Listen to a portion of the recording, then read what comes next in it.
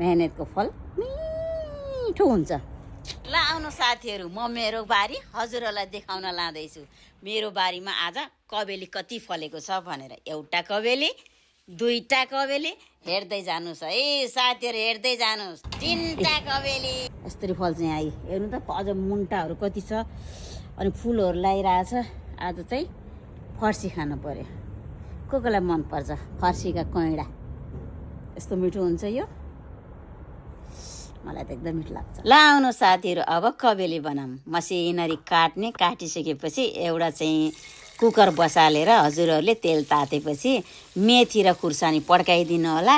अनि बेसार राखेपछि हल्का नुन आफ्नो स्वाद अनुसार अनि थोरै मसला राखिदिनु, 2 सिटी लगाइदिनु होला। अनि भातलाक भुत्लुक पाकिहाल्छ कबेली चाहिँ।